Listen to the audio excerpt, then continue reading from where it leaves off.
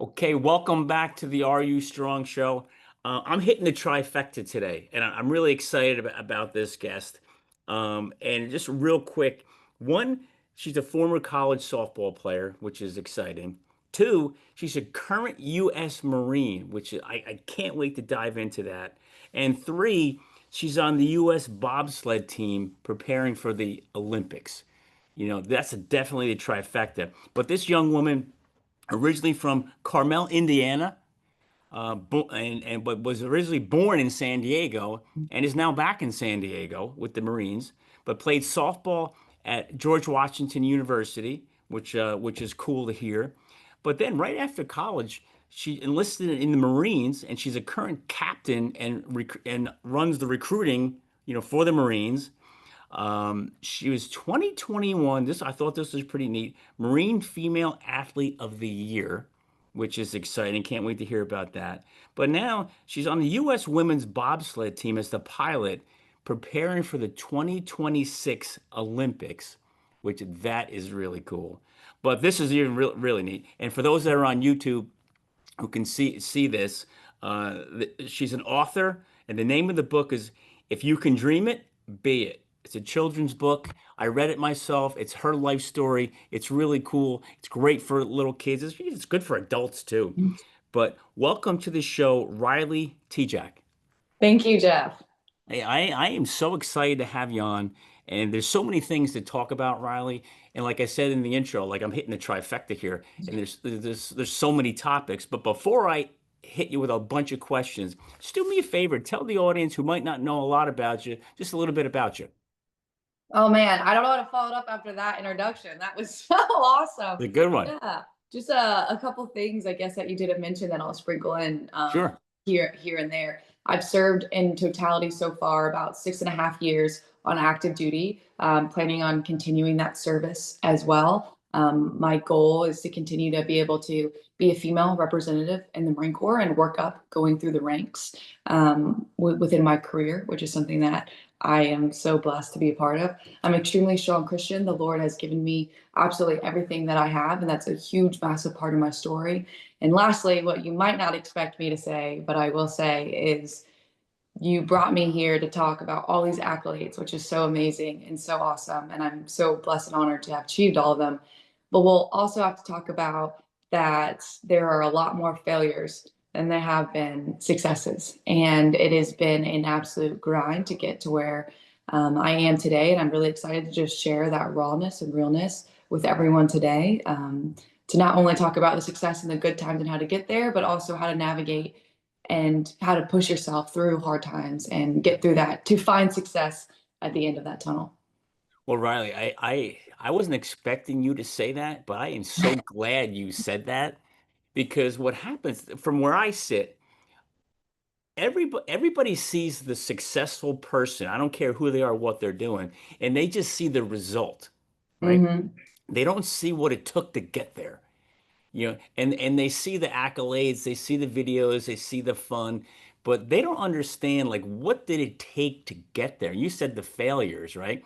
And in athletics, there's tons. In Yeah. in the Marines, I can't even imagine what kind of things happened there, right? But then also, to try and make the Olympic team, to the US team, I just can't imagine how much failure went into that to get there. Mhm. And then the exercising and the gym and the diets and everything you gotta do to get there. It's just incredible. So we're gonna touch on all of that, which is great. But let's go backwards in time a little bit, right? Okay. And right now, if we can touch on your college athletic experience first, okay? Yeah. Um, you know, very few high school athletes get to go to the next level, Mhm. right? And it's just a very small percentage. But can you talk about like when did you realize, hey, you know what? I think I'm pretty good. I think I can play at that next level. And Mhm. and then what was that process like transitioning from high school to college in the recruiting world? Because that's intense too. And then how did you end up going to George Washington? Great questions. So my father was a professional baseball player. Okay, I cool. never obviously got to see him play. It was prior to I was born, but I knew the implication afterwards of getting my dad's baseball cards in the mail, of being around my dad and a bunch of his friends who were still actively actually coaching in the MLB and stuff like this. So from a very, very young age, I knew that softball was something that brought me a lot of joy because it brought me close with my father. My Did you father wear was his number? I tried. So for a while I did. And then there's Okay. times when that number wasn't available and stuff like Yeah. that. But yeah, he was 22 in Arizona. So I would wear 22 quite frequently. And then I changed Cool. it to 23 and then I was 32.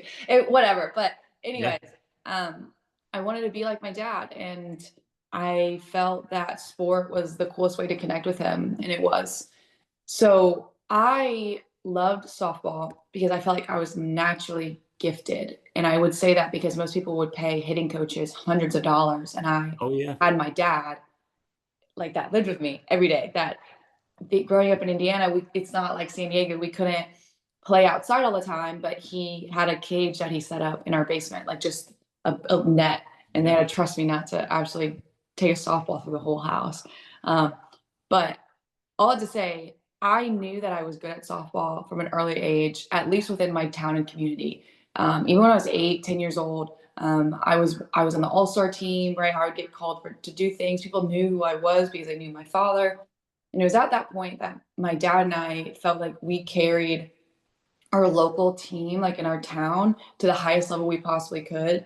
And I was used to being one of the best players. And we decided, hey, it's time to go and push into the higher travel leagues and this, that, and the other. So I tried out for one of the biggest travel teams in my region. It covered about 5 different states of women, and I made it, which I was very raw still at the time. I was good in my area, right? But how good are you the further you go out? And I was 14, 15 years old when I made the Indiana Magic, which at the time, again, was founded by a father whose daughter was playing at University of Notre Dame and went to University of Tennessee and all this other stuff, like really, really good for the Midwest.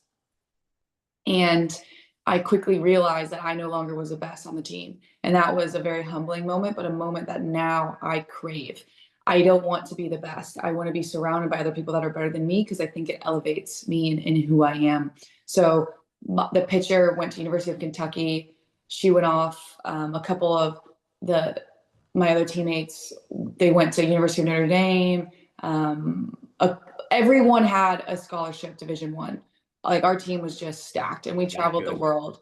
And I ended up getting heavily recruited when I was 15, 14, 15, 16 years old. At the time, there wasn't as many rules in place, which I'm really glad they are now because I just started high school and I was trying to figure out what the heck I wanted to do. And right, you go on these college visits and they're asking you, what do you want to major in? And this and that. And you're a child still. Like I can't Yeah. even drive yet. I legally don't have my Yeah. license. You're in shock. Right. And it's so great. And you're playing the game and you're learning and stuff like that. But I decided that I wanted to go and make a wave and play at a really big school. And I got heavily recruited by two in particular, University of Louisville and University of South Carolina. And how can you not love the University of South Carolina? Yeah.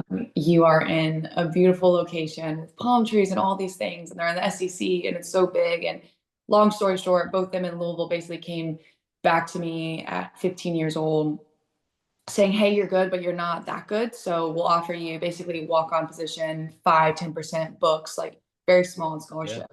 But And it broke my how do heart. they offer that at 15? You still got a couple more years to grow and get better. Yeah, but at that time, like they already have Yeah. their roster set, ready to go. They know what's Yep. coming, what's going, and so they are projecting what they're going to get out of you. They obviously know that you're going to have your ups and Yeah. downs, and obviously you're going to continue to grow into your body. But yeah, they're making really hard decisions a couple years out. So I just remember my dad remembers more than I do, but the crushing feeling of being told at that age as a woman, like basically like you're not good enough. Yeah. And feeling like I let my dad down. My dad played at the University of Arizona. He won all these accolades and awards and all this kind of stuff. And that was really tough pill for me to swallow because not going to a big school like that, I felt like was letting him down, ultimately like Mm. letting me down. And again, showing that my worth in sport wasn't maybe necessarily what I thought it was. Well, let's just say I kept playing. I was still on the lookout, and George Washington reached out to my coaching staff about me. They saw me when they were trying to look at another girl. They saw me compete. I think I hit a home run that game. I don't remember.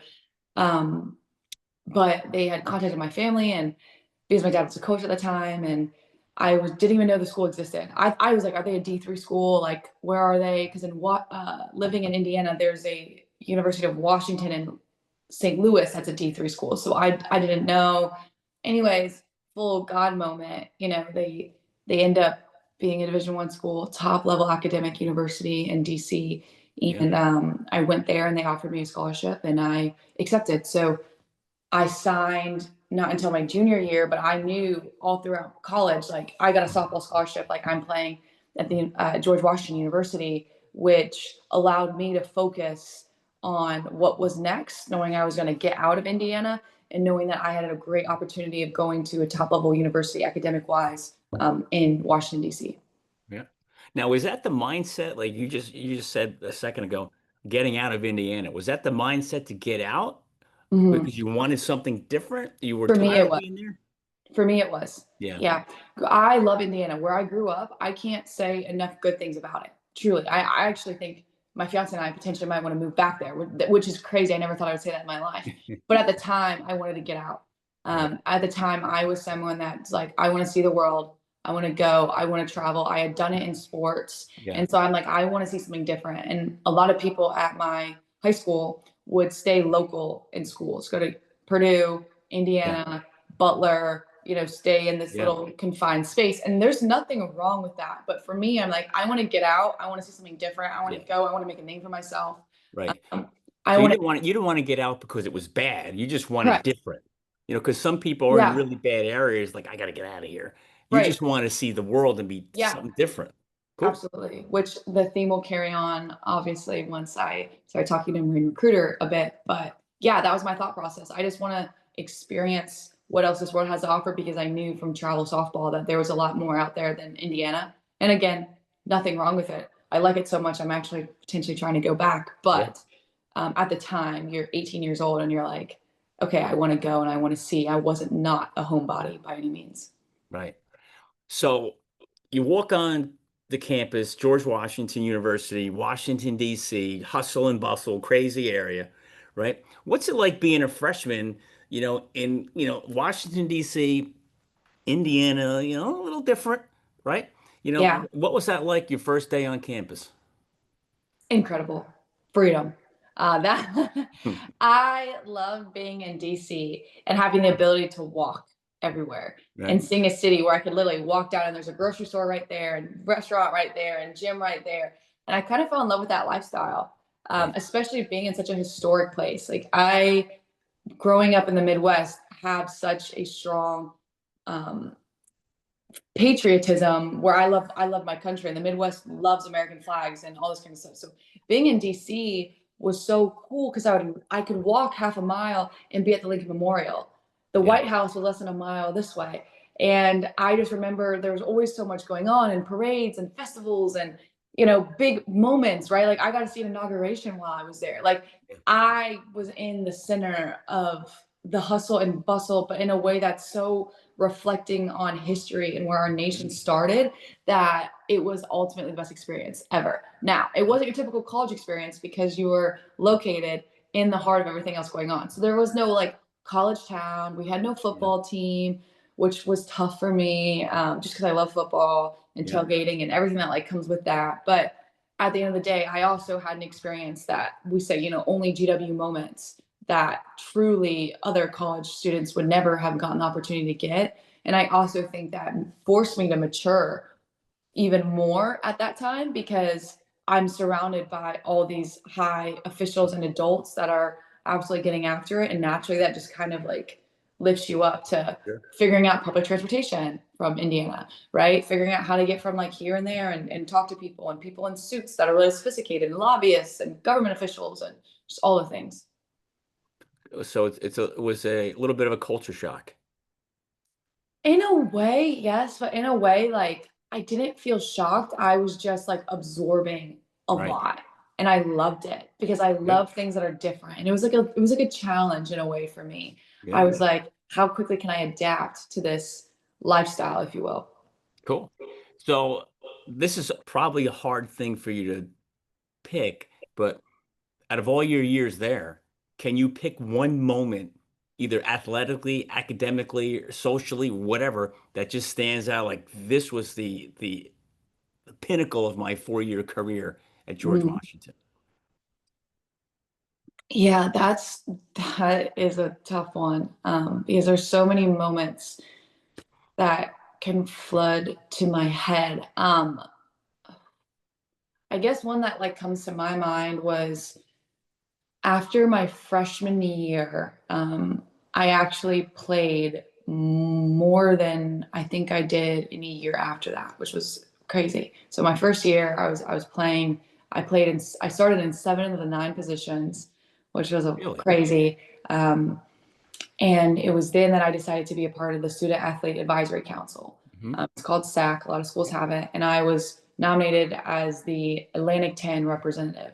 So I was able to actually speak on behalf of not only my school, but my whole conference. And I remember going to different conferences, and that's the first time that I think in my career that I felt like I was able, and this wording may not sound right, to use my sport as a platform to initiate change, to stand for something, and be a representative on behalf of other people. And it was in that moment that I realized the power of sport to open up and get your foot in the door, but then be able to have a voice because you are an athlete or because you have this status. It then allows you to go further and serve a little bit more in a role that was able to speak on behalf of other people, and try to influence change. And so that for me was like a holistic moment where I'm like, okay, I'm more than just an athlete here. Like there are people that are depending on me and relying on me to do more and represent them. And it showed me at that time that it's possible to do more than one thing, drive different goals, but still things that tie in and come back together. So what kind of changes did you try to initiate to make happen? Honestly, just speak out for student athletes. I knew at that time through college at least they were making stricter recruiting rules, which I was so happy with because I'm like, yeah, there doesn't need to be another 14-year-old, trying to Yeah. figure out what the heck they were trying to do when they're older and stuff like this. Honestly, I can't remember. It was a while ago, but um, yeah, just trying to take things that Right. were issues or things that my teammates would say or come together with other athletes and collaborate and just try to make a difference, try to leave it better than we found it. Yeah. And ultimately, I think that's powerful. Even if nothing actually came of it, it was the thought of coming together and trying to work with athletes amongst all over the world, different backgrounds, and unite through sport. Cool. So can you, I know you say it seems like it's so long ago. To me, it's not that long ago, but to you, it seems like forever, right? Um, my college career is a long time ago, not yours. But when you were back there, can you remember what the day in the life was like? Because the typical student doesn't have the same day, right? And there's a Right. lot of people out there listening, like, well, how hard can it be? Like, what kind of day what do they come on? They get up to go to class, play a little softball, and done. Can you talk about, as a D1 athlete, especially when you're on a scholarship, the expectation of you and your time in the sport? Yeah, so I can recall this, and mind you, I actually also balanced 2 jobs while I was competing because I was in DC and I needed money. So a typical day, this would be in season without a game. So in season, but we're not playing game that day. I would wake up at 5. I would work from 6 to 9 a.m. at our athletic center at the front desk, managing all like the sports and everything like that. I would then go to class from 9 to noon. I would grab lunch. I would have one more class, and then I would get on our shuttle to take us to the softball field. We would practice for 3 to 4 hours. I had to take a shuttle back. Why the shuttle matters is because in DC, that could be 15 minutes, as Yeah. it should be with no traffic, or that could be an hour and a half each way. Mm. So I'd get back home. It'd be maybe 7:30. I'd do homework for 2 hours and then I'd go work and close out at a pizza shop down the street, serving, being a waitress until about 11 a.m. or 11 p.m. rinse and repeat. And that was like my typical like long day, but hard day nonetheless. And I was able to graduate magna cum laude, so I had a very high GPA. I majored in um, political science with a minor in history and criminal justice while studying Russian.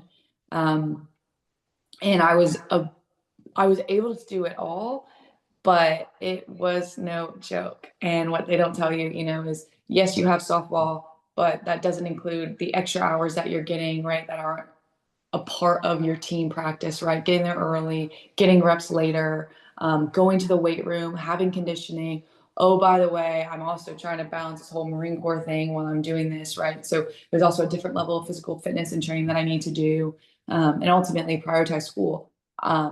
Because my grades were so high, I didn't have mandated study hall hours like some other people did, but the academic pressure of a school like George Washington was extremely Yeah. high. So when people are like, well, it's a student athlete, like how hard could it be? This, that, the other.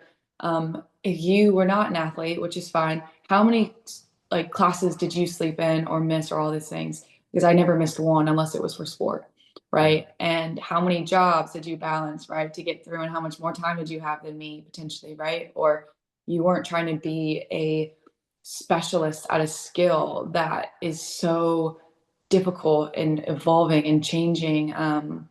That you know, generally at the time that you only have these 4 years to perform at it for the most part for female sports. So I had an incredible college experience. I try to do as much as I can and pack it all into one. There's times when I probably think I did too much and I was spread a little bit too thin, but I try to make the most out of the 4 years, and you could not tell me that there wasn't anything during that time that I couldn't balance or do. And so I just think that being a student athlete is something that it's more challenging than most would think. But for the student athletes that do it, we don't know any different. So I Right. can't imagine a life without sport. Yeah. So yeah, Well, that's good. That was going to be my next question is a student athlete, like you said, you don't know any different. It's just like life. yeah, But can you imagine if you went to college, you had no sport and you had no job? What no. would you do with all that time? That's what I'm saying. I don't know what they do. Yeah. Like, I mean, I They guess sleep. They sleep, you know? yeah, do other activities with people or like their enter sororities or stuff like this. Yeah. Yeah, I don't know.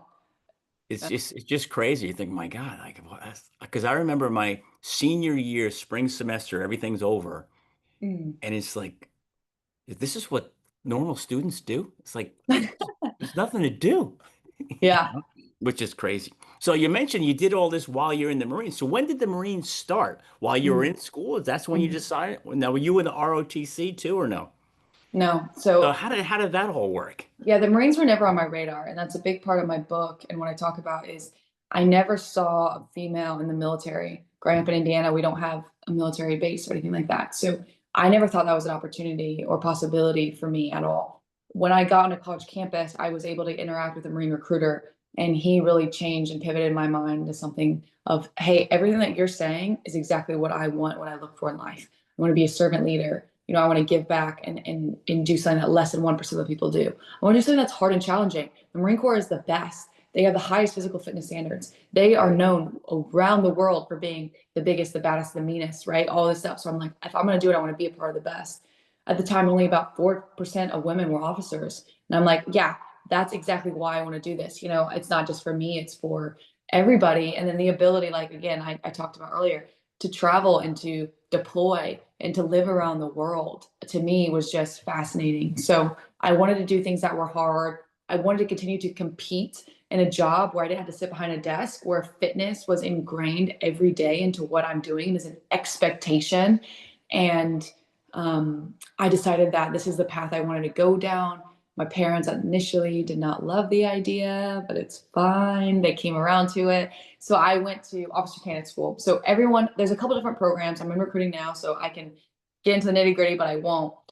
Basically, you either complete your training while you're in college or after college. To be an officer, you have to have your college degree. So either way, you can't become an officer till you have obtained that. So if you're if you're trying to complete it while you're in college, you go to your officer candidate school, or boot camp is just what civilians understand it as, over your summer. So you have all your training complete. By the time you graduate, you're able to commission and become an officer straight away. So that's what I did. I went to 2 training cycles because of how young I was in the program. I went after my freshman year in 2016 and then back again in 2018 because you have to go right before the year of graduation. And then May 18th of 2019, I was able to commission into the Marine Corps and straight away become a second lieutenant. So the officer candidate school, so that's not just physical stuff. You had to learn a lot of stuff in the classroom too, right? Oh, yeah. It's so there's Can you three touch main on principles. that? Yeah, there's 3 main principles that you're getting evaluated on. So obviously physical fitness is huge, but it's actually not the biggest one. Leadership is the biggest one, and Mhm. then there's academics. So those three are pieces of the pie that there's a bunch of events that go into those categories, and they make up your evaluation. And so leadership, I believe, is 50%. This could have changed, by the way. It's been like 10 years, but leadership, I believe, was like 50%. Academics was 25%, and physical fitness was 25%, which showed, hey, if you're an officer, the thing we care the most about is how Yeah, you lead, yeah. and do you lead well, and can we trust you, potentially in a combat situation, Mm. to lead efficiently when everything could be going wrong, you're tired, you're hungry, all of these things. So I had to learn a lot. I had never shot a weapon before in my life. I knew nothing about the military. Like I said, I never saw it. I never envisioned it. Because I was playing sport, I wasn't able to do some of like the workups that other people were able to do to get into it. But I adapted, I overcame, and it was the best experience that I ever had in my life. So you got softball going on, you got Hmm. 2 jobs going on, you got Hmm. school going on, and you say, you know what, I'm gonna go join the Marines at the same time. Like how do you manage that? One, and let's go into a tough part. There's a lot of mental strength going on there, Hmm. right? Can you talk about any type of mental struggles? Like did you get to a breaking point? Like I'm burning out here. This is a ton. I've taken on too much. Like Yeah. was there any point in time like I don't know if I can do this? Yeah, there was times in my softball career, and I'm just gonna get real and vulnerable. Yeah. I don't know if it was the most healthy thing, but I needed other things when I wasn't performing well in sport because I felt like for a lot of people, sport was your whole identity. In the sport of softball, you fail 70% of the time at the plate, Yeah. meaning you're successful and you have a 300 batting average. That's like really good. Yeah. And I don't like failure, even though I played a sport that's centered around failure.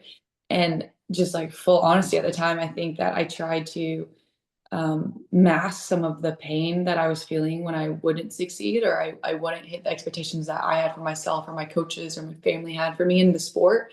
So I would try to replace that with other things. And so maybe that's why I was able to work, or maybe that's why the Marine Corps was so efficient. I don't really know, but I remember specifically that mentality sometimes where I'm like, thank goodness I'm not just a softball player because my identity is not just routed in that because I have these other things. So if one thing was going poorly, I knew that I could like grind and push through in something else. So case in point, I had a bad softball game. I went 0 for 3, made an error, whatever. I would stay after the game in the Marine Corps. We would require you to do 3 miles. And I was exhausted at this point, right? Like I haven't showered. I have dirt all over me from sliding and diving and all this stuff. Everyone's home and I would stay back and I would run 3 miles. And again, I don't know if this is the best thing to say or mindset, but not that I was punishing myself, but I was like, I'm not happy with where I'm at. So I'm going to channel that aggression and that anger and I'm going to put it towards something that's positive. So I would just stay back. I would go on the treadmill where no one was. It was only me. I would blare music and I would just run as hard as I possibly could. And I remember that. I remember a couple of those nights where it was just like, it was just too much. I didn't feel like my buckets were even because I didn't have enough to pour into all of them. And I would just throw myself into my other, if you will, identity at the time if one of them Mm. was suffering. Wow. So identity, and I've talked about almost every athlete I've spoken to, identity comes up, Mhm. right? And what you figured out, sounds like what you figured out was like there is more to life than just softball, Hmm. right? And because soft, eventually your sport ends. I don't care who you are, eventually your sport ends. And Right. it's usually because somebody else tells you it's over. It's not because Right. you decide, it's because somebody else does. But there's a lot of athletes, I coined the phrase that athletes die twice. Mm. They die when their sport's over, and they have to live with it, and then they die in real life.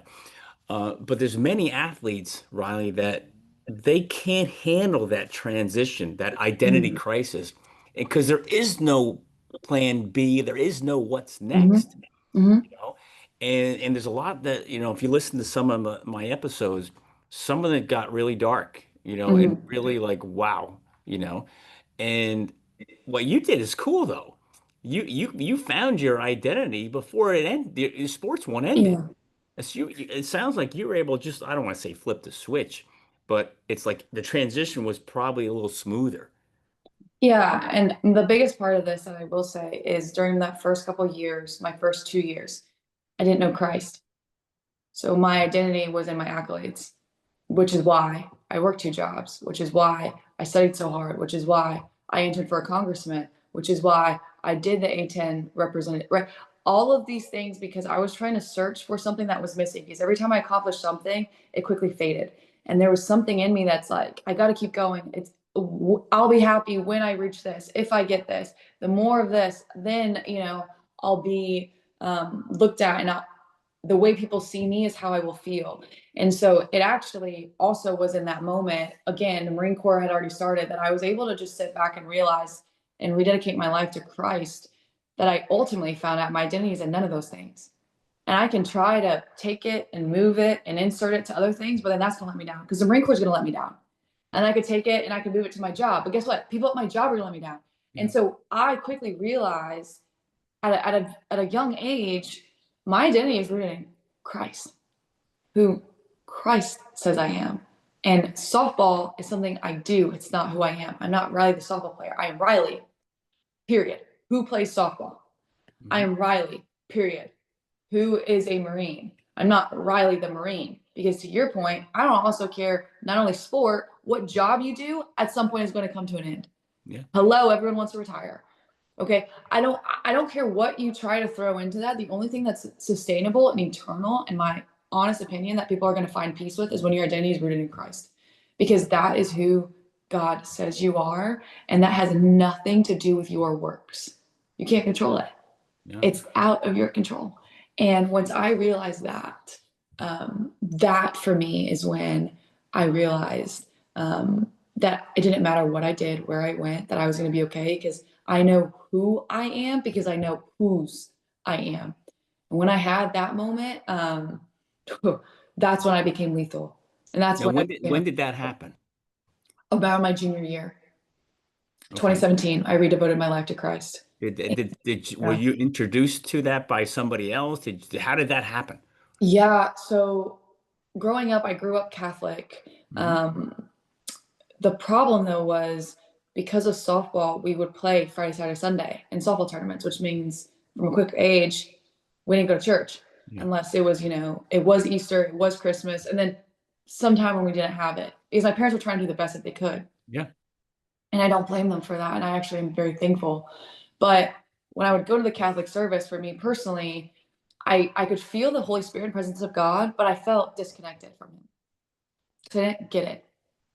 And so, like a lot of people and a lot of Christians nowadays, you have to figure it out for yourself. And often at times when you go to college, when you're like, okay, mom and dad, you've done the best you can. Now I got to figure it out for me. And so it was me trying to figure it out. And it was some of my teammates that Ashley and Carly that were really strong in their faith that I was just like, no, man, like I tried that. I just, like it wasn't it. And I was trying to do everything on my own. And it was at that moment where I wouldn't say I hit rock bottom, and no one would say that. Like people would look at my life and be like, Riley, look at your list of accomplishments. Like you're Yeah. not at rock bottom.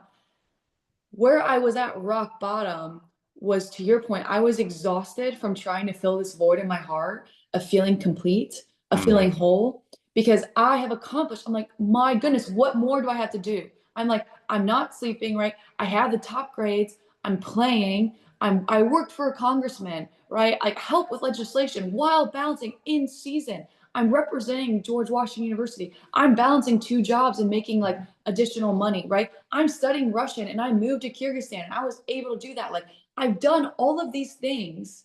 Why do I not feel complete and whole and full? And so the rock bottom moment for me, my life was not rock bottom. The internal struggle of why is this not enough? Why do I not feel whole?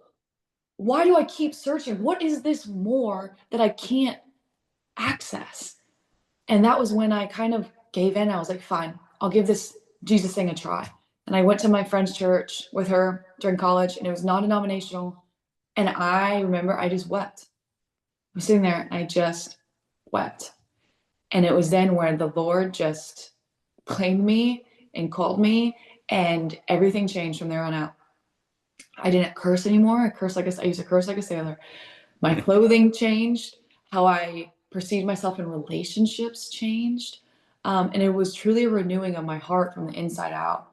And next thing you know, my senior year, I became one of the leaders of Fellowship of Christian Athletes on campus that had never existed before.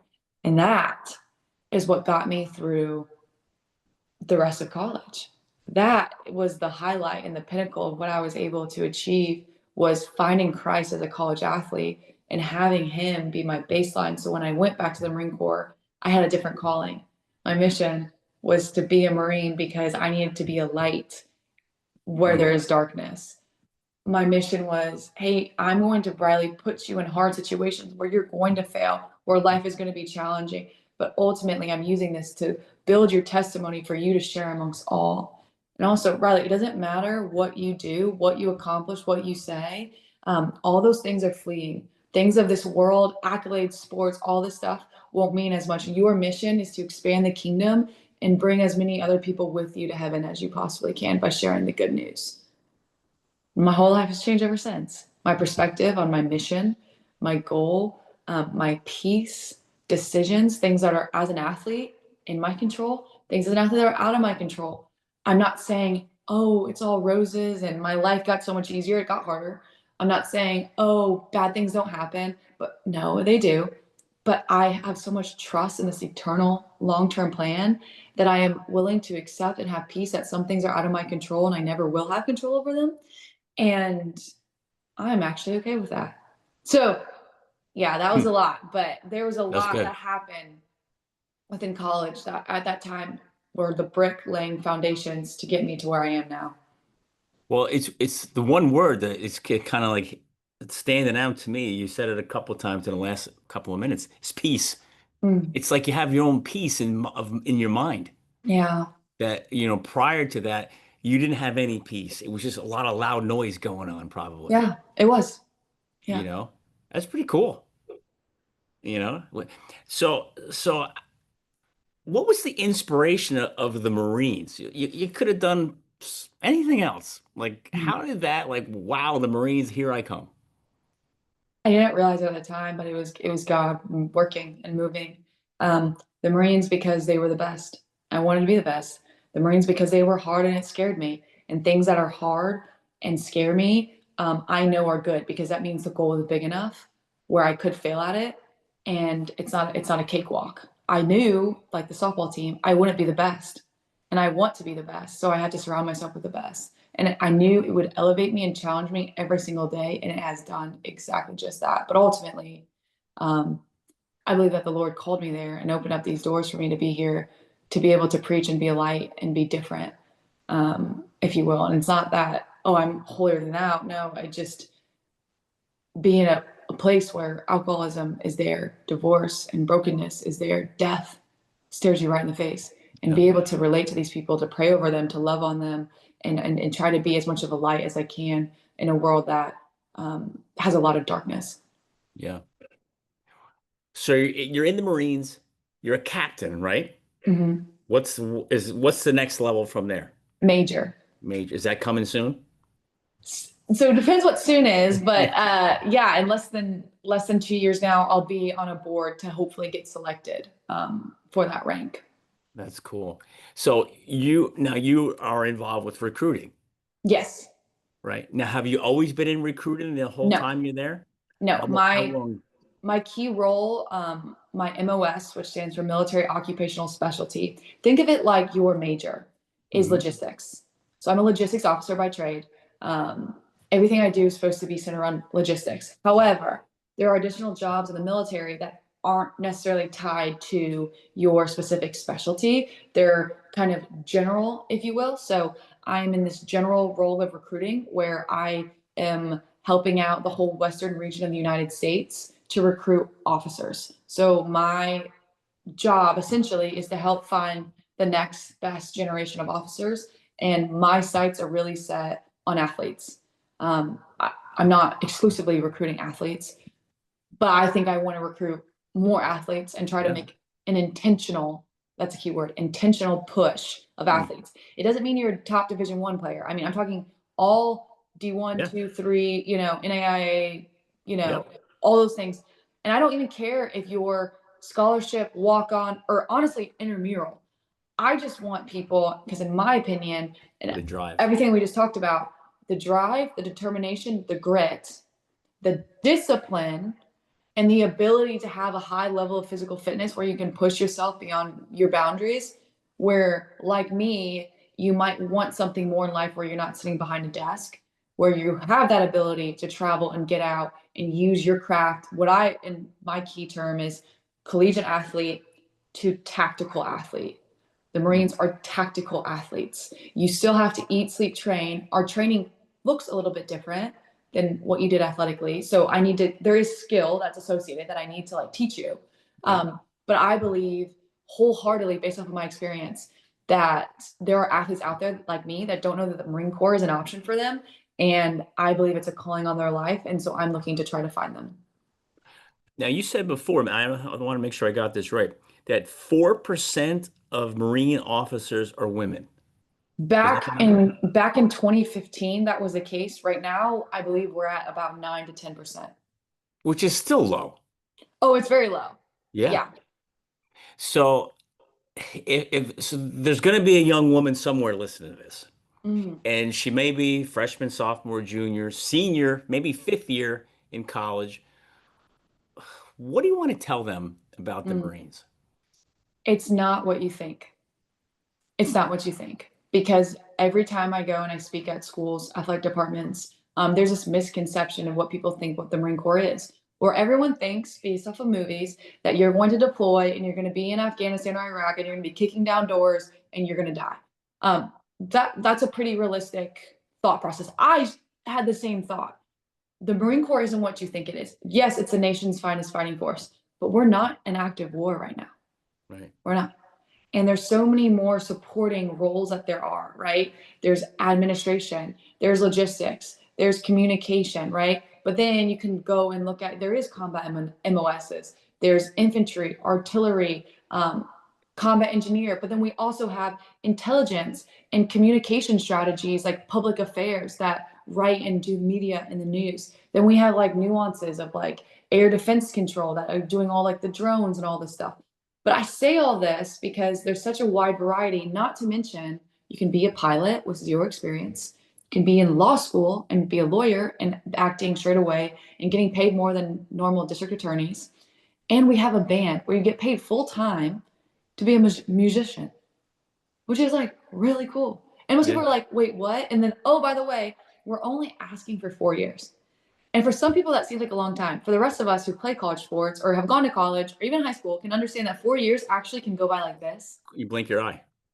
And in addition to that, like there are so many opportunities of when you're in here. Because for me, the backbone of everything I've achieved post Marine Corps, my book, bobsledding that came post Marine Corps, the podcast and public speaking and being an entrepreneur and all these things that I'm doing are because of the gifts and the tools that the Marine Corps taught me. Yeah. It wasn't college sports. It actually was the Marine Corps that instilled selflessness, honor, courage, Mm. commitment, drive, discipline, resiliency, grit, teamwork. Like all of these things are stuff that the Marine Corps gave me actually. They existed in college sport, but it's different when you're training in an environment that is for the military. And so the way I look at it is one, it's not what people think there are that think that it is. Two, there's way more opportunities than you think. And three, it gives you the tools to be successful in anything you want to do. Less Yeah. than 1% of the population can claim the title United States Marine. Less than 1%. It's a very small percentage. But there's so much pride that comes in with that, because that Yeah. means that anyone you talk to and you tell them that you were or are a Marine, they look at you differently, because Hmm. they know without knowing how hard that is to earn that title and get to that level. Yeah. So I think for people, it's a very actually natural step. Some people don't know what to do next, so they stay and they get their graduates because they're like, well, I don't know what else to do. I'm already here. I'm like, come to the Marine Corps, get tuition assistance, and get your master's paid Yeah. for 4 years. Like, you get it paid for. Yeah. You know, or like for me, going to George Washington, graduating magna cum laude, people are like, oh, you're going to get this massive high paying job, work on the Hill, you know, this, that, and the other. And I'm like, money can't buy some of the gifts that the Marine Corps has given me. Yeah. I am rich in friendship and camaraderie and opportunity and pressure. I'm rich in pressure because I've been able to create a diamond in the amount of pressure and molding that I've had to do. So nothing is like, honestly, feels that hard for me, because I've had to train in those conditions. And so there are just so many nuggets that I can tell people that this was the best decision of my life. And no, is the Marine Corps going to pay you potentially as much as whatever? But also at the same time, the pay is also incredible. And I live in San Diego, like for free on tax paid income or tax free income to live here. And I'm making a very good amount living in a nice place. So, all this to say, it's not what people think it is. Yeah. There is a seat at the table for anyone. And if you hear this and it scares you a little bit, you are in the right place. You don't make it sound scary. You make it sound opportunistic. And as it should, but it's Yeah. scary in the sense of like it's unknown. Yeah. I was like, but I've never fired a weapon, but I don't know military customs. I've never lived in San Diego, right? Like I don't know what it means to put on a uniform. Like what does that even mean, right? Yeah. And it can be intimidating. And so I Yeah. just say that, and like that's a positive thing. Like Sure. it should intimidate you. There's your goals and what you want to accomplish after in life should be something that pushes you and wants you to like demand the best version of yourself possible. And if you're not doing that, in my opinion, you're selling yourself short. Mm. You're in the perfect spot. The recruiter. So I mean, I love everything you're saying. And can we just go backwards? Because you said half of it's leadership, educational wise, right? Mm-hmm. Can you spend some time there? Because I love that stuff. You know, the leadership stuff. I can sit here and read leadership books all day long and seminars and like I just like suck it in, you know? So what was that experience like for you? What did you learn in the leadership side and what do you do now with that? Yeah, there's a lot, but I think the hardest thing is how to lead your peers Mm. that we focus really heavily on. That is a struggle for everybody. How do you lead people that are either the same age, younger, older, but within the same thing? What makes you more qualified, less qualified, right? Questioning authority. How to appropriately get people to lead, because some people want to hit the easy button, like, well, if I just yell, scream, and mean, people will naturally follow me. Mm, look at history. If you are a tyrant, that doesn't really end very well for you. Like it might work initially, but it doesn't, right? So how do you lead your peers? And that's Mm. what the Marine Corps will teach you.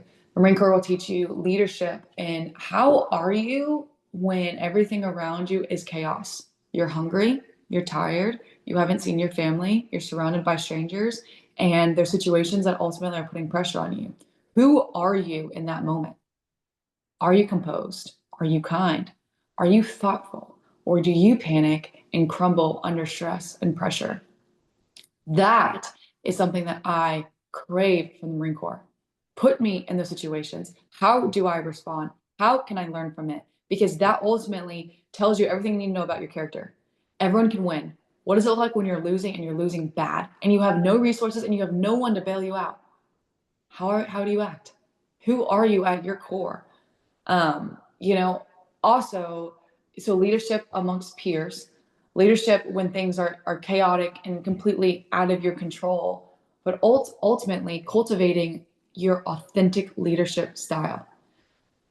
Everyone is different that has different walks of life, experiences, etc. There is not one way to lead. What is your organic, most natural way of leading that comes off as authentic? So for me, I don't curse. A lot of that's tied to my Christian faith, and I'm not a yeller. Now, obviously, if I'm in combat, something's happening, like I will scream, right? Like I say that because people are like, "You're never gonna yell," but I'm not a screamer of like, "Hey, you messed up, come here, and I'm gonna get in your face and yell at you." That's not my leadership style. Now, there's some people that like lead differently, and that's more organic and authentic to who they are as a person. But being able to cultivate that and figure that out is also something that they teach you, that hey, here's your confidence in a Marine, like here's what we expect, but how you get to this by leading is completely up to you. So those three things are something that money cannot buy you. I truly believe you won't be able to find anywhere else.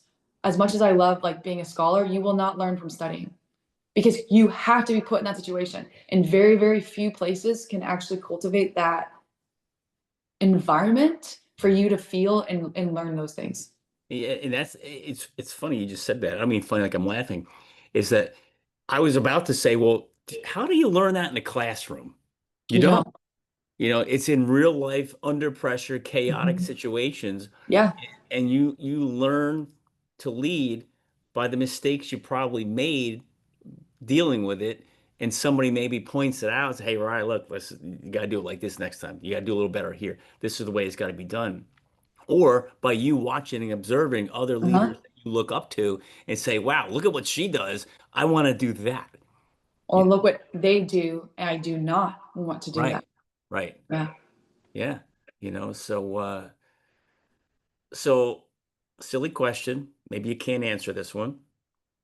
Is this a 20-year thing for you or this Yeah, no, I love that you said that. I want to see what the Lord has in store for me. So I've done 6.5. This assignment will bring me to 9-ish, this tour. And I want to see what the Lord has planned then. Right now, I still feel calling and purpose in what I do. I believe that He has me here for a reason. And until He tells me otherwise, yeah, um, but I have the ability to shift because I know everything that I have is from the Lord, which means He can right. also take it away. And I Yeah, also have the heart and willingness to be like, God, if there's somewhere else that I'm supposed to go, and there's something else that I'm supposed to do, send me there. Let yeah, me do this here. What I will say is there are other options in the Marine Corps of not always being active duty. There also is a reservist option where I'm able to, if I wanted, still have another career and still have that military tie and then yeah, activate if I wanted for certain things or stuff like that. So a lot of people also just see it black and white, like I'm either in active duty or I'm out. yeah, I think the reserves also was a really good middle option that I've at least got a lot of information on. So if maybe I feel like I should go somewhere else after this, I wouldn't cleanly get out. I would stay and maintain yeah. my status in the reserves and then grow from there. But I'm not dead set either way. I'm just praying and hopeful and opportunity and see what kind of the Lord puts in front of me. Cool. Now for the pension in the military, do you have to do 20 or is it 10? No, so the old school system, it's 20 years and you get your pension. Now they call what's called a blended, which I'm a part of, and they actually match my TSP 5% every single year that I'm in. So instead of like a retirement on the backside, because they're like, well, people were joining the military and getting nothing if they were doing Right. less than 20, they've actually implemented this system, a blended retirement. So you're Yeah. actually being able to invest in your So it's um, like a 401k. You put in 5%, they put in 5%, and you'll do that for as long as you're there. exactly. That's You cool. have something when you leave, which I think Yeah. is awesome for a lot of people, which gives them a little bit more flexibility and doesn't make them feel stuck. Yeah. Yeah. And you mentioned before about everything you're getting from the Marines. And I don't think we drove this part of it, but it's the connections that you have when you get out, Hmm. right? It's like you can write a ticket almost, depending on what you're doing, because of all the connections where all these other military officers, Marine officers are at and what they're doing in their lives, and they're looking for people just like you.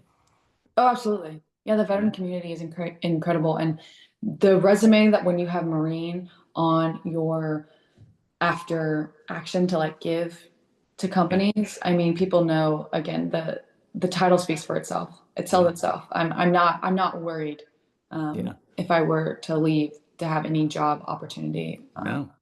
not available to me. So we got to get into bobsled and we got to get into the book. Yeah. So how did the bobsled thing come about? Yeah, it's a total God thing again. Um, Essentially, I was competing in college, and it kind of stinks as a female when you realize that, wow, I will be done at the age of like 22, and I'm just still finding out who I am as an athlete and as a person and growing. So it was at that moment that I had again shifted my focus on the military because I had a massive responsibility of being a tactical athlete at the basic school. It's a 6 month grind of learning how to lead and be a rifleman, which means that I was doing endurance courses with a pack in my rifle that were 5, 6 miles long, doing obstacle courses and 20-mile hikes. How All the heavy stuff is all that that stuff? it depends, it varies, but I can get up to 100 pounds. 100 pounds for 6 miles? We did it, or for the run, that was for the ruck. Sorry, Okay. for the running, I think it's maybe 15, 20 pounds in your rifle. Yeah, I That's mean, a lot. it's not a small task. So No. I was thrown into that kind of tactical athlete mindset where I was grinding and I had all of these big physical fitness events and stuff that I was throwing myself at. But after all that was done and I hit the fleet, it was COVID and everything was shut down and I wanted to continue to compete. And I prayed on it and the Lord opened up bobsled and they were having a virtual combine instead of in person, very similar to the NFL combine. Lifting, sprinting, overall athleticism, who you are as an athlete, resume, whatever. Um, and I went for it and I ended up getting an invitation. My command supported me. I basically tried out for the team, if you will, as a pilot straight away. And then, 5 years later, I've competed in two world championships, won my first gold medal at the North American Cup this past January, and am currently and have been ranked top 25 in the world. So it has been That's an crazy. incredible opportunity to continue to play sport, but one that from this every single since I started bobsled, the Lord has absolutely gifted me and blessed me with, and given me the opportunity to also give a testimony and be able to speak Christ into sport for all nations. And that is so cool. So the pilot, does that mean are you in the front or is that the back? I'm in the front driving. So you're driving it. And how fast is Yep, that thing going? we can go up to 90 miles an hour. What's it like in there? Is it like loud? Is it shaking? Is it quiet? Like what's going on in there? Yeah, to be honest, I will not be able to explain it in a way that'll make any sense to anybody.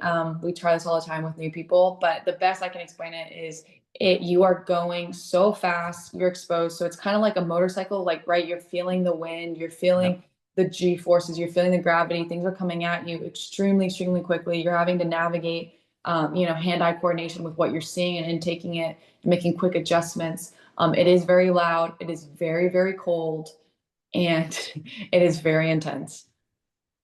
Wow.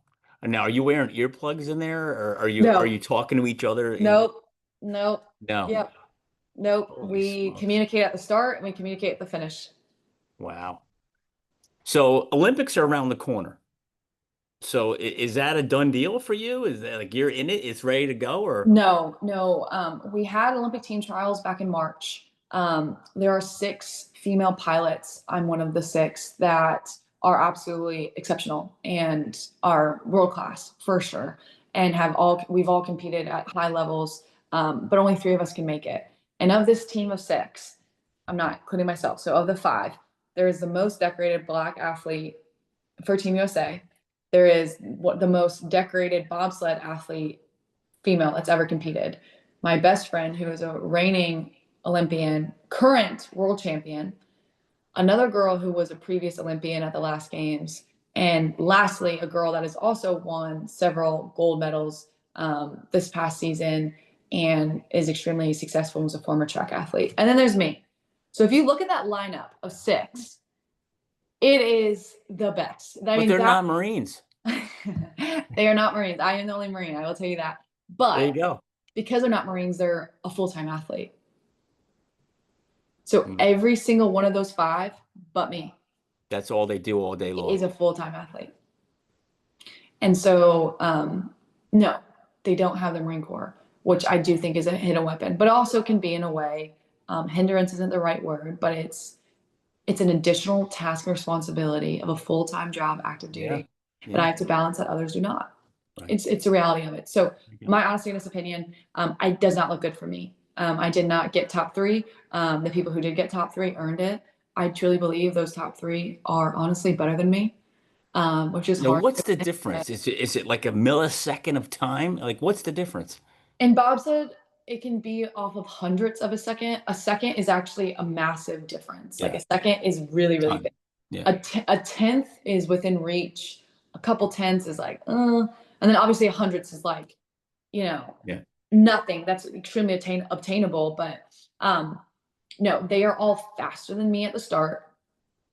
I would say from a driving capability, majority of them are better drivers on all of them, but we all just have different skill sets that we're good at. And there's been times when we've all beaten each other. There's times when some of them are more dominant than others, but the three that I truly believe that you'll see at the Olympic Games is my best friend Keisha Love, who's the current world champion, Alana Myers Taylor, who's the most decorated Black athlete to ever compete in the Olympics for Team USA, and Kaylee Humphreys Armbruster, who is arguably the GOAT of bobsled and the most decorated bobsled athlete. And those three women are absolutely incredible. And there's humility in the fact of I can look at all of them and be like, you guys are all better than me. And you all are the best chance for Team USA to medal at the games. And there's nothing more that I want than Team USA to be Yeah. successful. And that's why it is for them. And I want them to go and represent my nation because I want the best. And I've Yeah. had peace with this.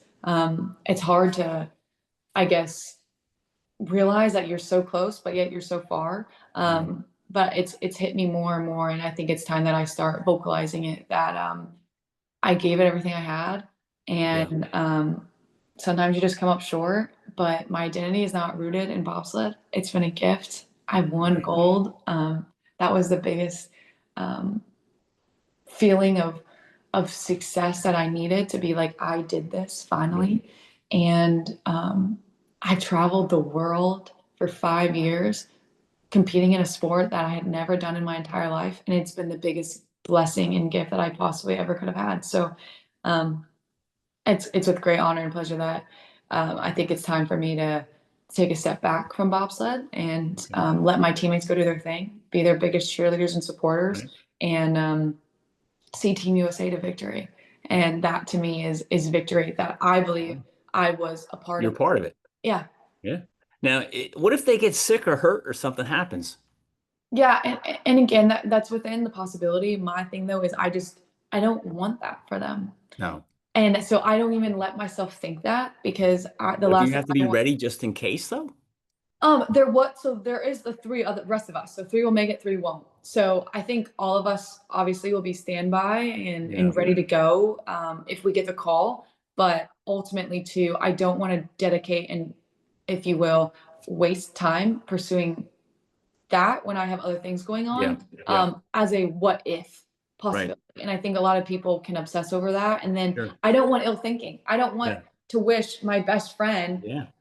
something happened. I couldn't imagine. I honestly, I don't even think I would want it. If someone's like, hey, you can go, Tanya Harding's situation, right? Like you could go, but she would have to be taken out. I'm like, no, Yeah. no, like not okay. Nope. Like forget about it. Which is why, again, and not going back to that theme, but it's like, if I'm putting everything into that, what is my bucket like at work? What is my Yeah. bucket life as a fiance? What does my bucket look like as an athlete?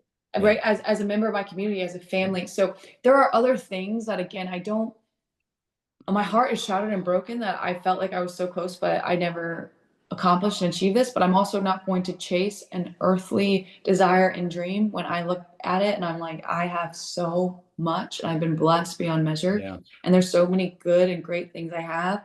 And honestly, between you and I now cannot wait to become a mother. And I Okay. can't wait to marry Danny here soon and try to expand and start a family. Like to me, Cool. that is like Yeah. more to me than you could. Yeah. Yeah, I would choose that every day. Well, that's when you're going to be able to read your book to your child. I Right. know. Right. So Yeah. let's talk about that. So what was the inspiration behind that? Your book. Yeah.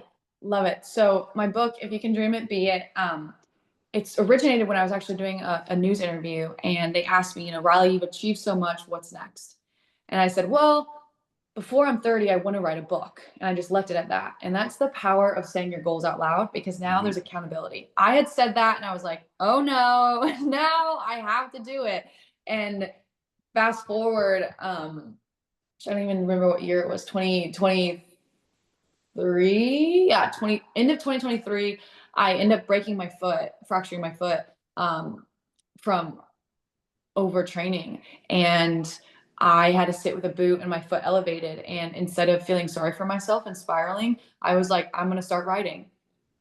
And I wanted to write to young children. I wanted to write to 4 to 8 year olds because they're at a pivotal point of their life where they're starting to form their own thoughts and opinions, Yeah, right? Like there's this innocence that exists in like 0 to 3 year olds, right? Like they're just running around. They're, yeah, they don't have a clue in the world. But as I start getting to that 4 and 8 range, they're starting to be told no. They're starting to like realize like there's limitations. They're starting to like visualize their forms, thoughts, and opinions and have core their brain is formatting. correct. And so I wanted to hit that young Riley that never saw a woman in uniform, that was told, hey, how could you possibly be a pageant winner, but roll around and be a Marine officer and wear, cami paint and all these things, right? Or how could you be a professional athlete, but also have the education and literacy to be able to write a book, right? Like some things that just people would say doesn't go together, right? How can you Yeah, be a girly girl but in a male dominated role? yeah. How can you be really smart but also very feminine and like beautiful, right? Like how can you do these things? Like they can't possibly exist at once. And so I wanted to write this book to hit those children, to have hopefully a core moment where it's like, wait a second, there is someone, whether I met her or I haven't, that is a female in the military. Okay, check, you can do that. That is and has experienced professional athlete. Because in my life, I didn't think I could play sport past college. That can write a book that, like, I did not major in English. I'm a Marine. We joke, Marines eat crowns, right? Like, no, but I can still write a book and articulate myself, right? Or I can go and do community service and win a pageant and like love and serve others while also, being into really fitness and working out and this stuff hard. So I wanted to really show people that there's no limitation to what you can do, and try to really nail that down for a core memory amongst 4 and 8 year olds. That is so cool. So I've seen your videos. I've seen the interviews and stuff. I've been, especially I knew when you were coming on the show. I'm like, I saw everything you're doing. I'm watching now, right? And what's it like to be that person now who has written this book, Mm.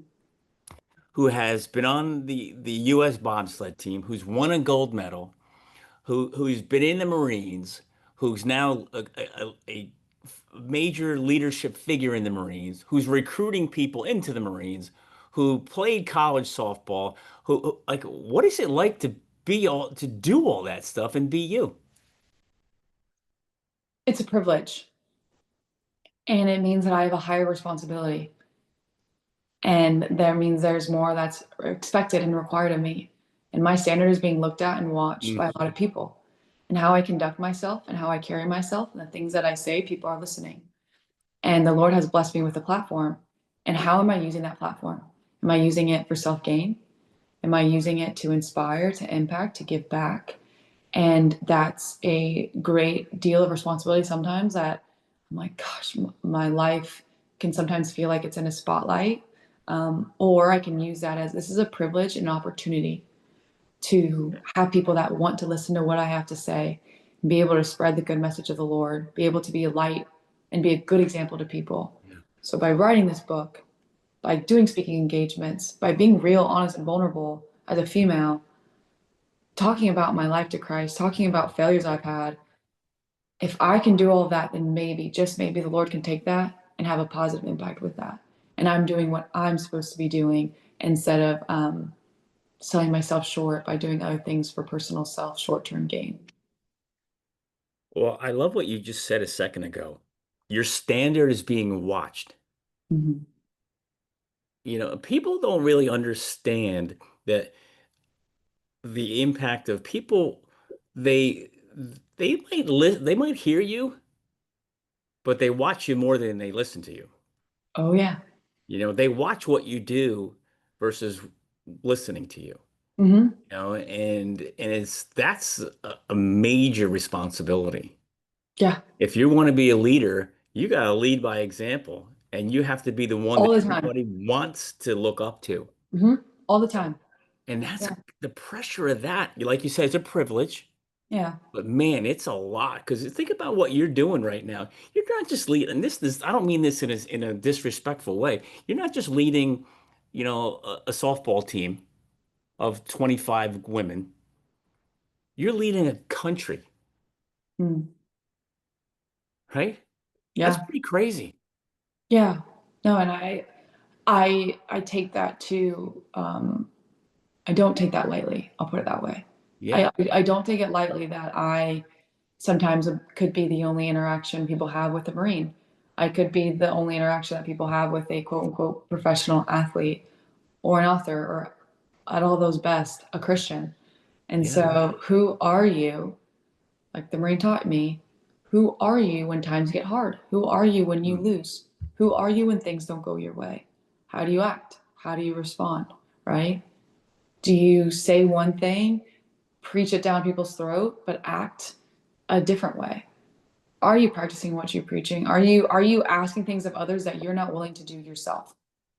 And all these things are things that um, I sit with that challenge me to be the best version of me every single day, challenge me to my core of who really am I, and how can I continue to better myself by doing hard things, by showcasing that to be an example for other people, and by leading a life that not only I am proud of, but that Christ is proud of, to make the biggest impact that I possibly can on this world, to leave it better than I found it.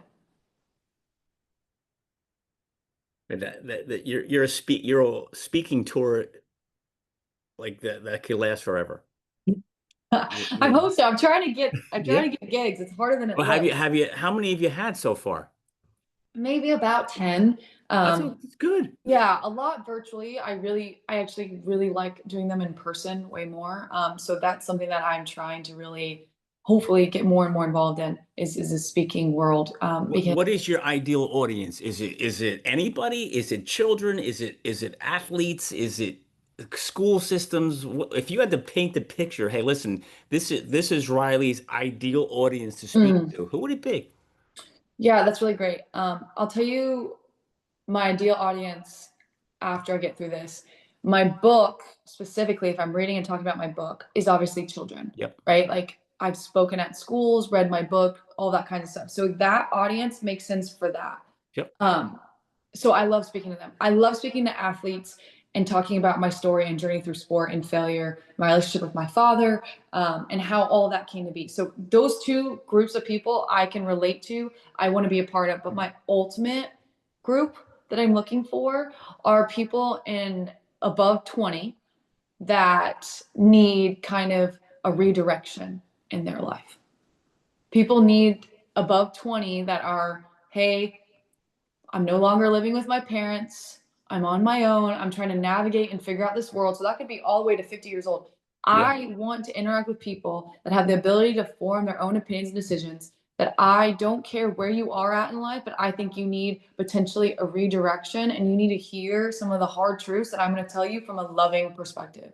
And that is asking yourself and looking yourself in the mirror, are you living the best version of yourself? And are you holding yourself to a high enough standard that you believe that every single gift that you possess is being used to its ultimate capacity? And if not, why are you remaining in a comfortable place instead of doing things that are hard, that are challenging, that could ultimately lead you, your family, and generations to come for success and make a difference? That's who I want to speak to, because I think that they're the ones that can take that and action it and make the biggest difference and impact in this world. I love my children, and I think that that's a place to start. I love my athletes. I think that's great. But I want to reach people that are just living. Yeah. Yeah. So the military's got to be a big chunk of that. And does the military ask you to go travel and speak to groups? So that's part of my job in Okay. recruiting is I go and I'm trying to go to these universities. I'm trying to go to these job fairs, career fairs, and I will be very clear. I'm not trying to sell the Marine Corps. I don't need to sell the Marine Corps. Marine Corps sells itself. Yeah. I'm just here to advocate and be an example and share my story and how I think that that can have an impact on people. Right. So I'm just sitting here thinking, four areas pop into my mind is you have churches, church Hmm. groups, you have college athletic programs, but the corporate scene, Mm, especially in the corporate sales America, yeah. you know, like I'm just sitting here thinking, like, you got to come speak to my company.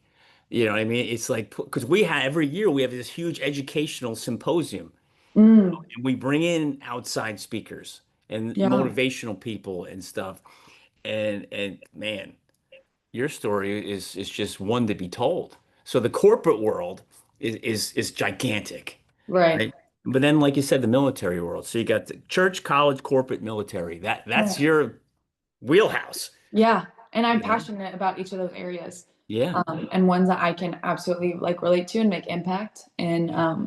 I also think it's humbling being 28 and being able to speak to that because some people are like, wow, you've done so much. And I'm like, well, only if I'm able to share that knowledge, right? If I have all these answers that I believe, right? Or I have a path that I'm not saying is the only way, but is a road that will Yeah. lead some people down to success. What good is that if I have that knowledge and I'm not sharing that wealth? Yeah. So that's a big goal and desire and something that I'm praying on. I'm working hard is to continue to find opportunity to have myself be available and be able to impact. My word is impact as many lives as I possibly Yeah. can. So you're 28. So when's your birthday? When are you be 29? January January what? 11th. 11th. All right. I'm January 23rd. Oh, okay, cool. So same month. That's good. So Yeah. you're only 28. Oh my God, so young. And you've accomplished so much. So how I asked this question at the end, towards the end, is how do you want, I mean, you can't be remembered yet. You're only 28, But if so, how do you want people to remember you? Like, Yeah. what's the legacy you want to leave behind? I want people to remember how I made them feel. Mm, I realize that people won't, I don't remember my times on a bobsled track. I don't remember what I was hitting in college. I'm not going to remember how many books I sold. I'm not going to remember how many speaking engagements I did with how many people. I want people to remember how I made them feel. I want people to remember, wow, that Riley girl, she loved on me. She uplifted me. She smiled at me. She brought me joy. She was listening. She was kind. She was patient. Um, that's what I want. I want people just to remember I made them feel good. yeah, And I believe that to me is all I can ask for. And then I want people to remember that I am a Christian and I want people to hopefully be able to identify that and be like, yeah, she loved the Lord and she followed God's plan. And if I can do that, I'm winning. I did the everything rest is easy. yeah. Yeah, it is. And that's the thing. So I Yeah, wanna I wanna keep that up. that's awesome. Well, Riley, we talked about a ton of stuff. We talked about softball. We talked about the Marines. We talked about bobsledding. We talked about your book. We talked about your speaking tour, and that's going to blow up. And, I can't wait to see that. But is there anything we haven't touched on you think we should hit before we wrap it up? Honestly, I don't. I think we actually spent a really good time covering everything and Yeah. I'm just extremely thankful for this opportunity. Well, I'm thankful for you taking the time out of, I don't know how you even sleep, because your day is mapped out from the time you get up to the time you go to bed. And the impact you're making is just incredible. And as a civilian person who just sits back and gets to watch somebody like you, it's a privilege for me to get to watch. But I just want to say thank you for all you do and the commitment you have given to mankind is really what you've given. It's not just the Marines. It's not the kids. It's mankind you've given your commitment to. and it's special, and this world needs more people like you, Thank you. and again, you're only 28. I can't imagine what you're going to do in the next 10 years. Yeah, I'm excited. I'm excited. Thank you again. I appreciate everything you've done. If there's anything I can do for you, just, don't you have my number? Feel free to call. And I just can't wait to see what's next. Me too. Me too.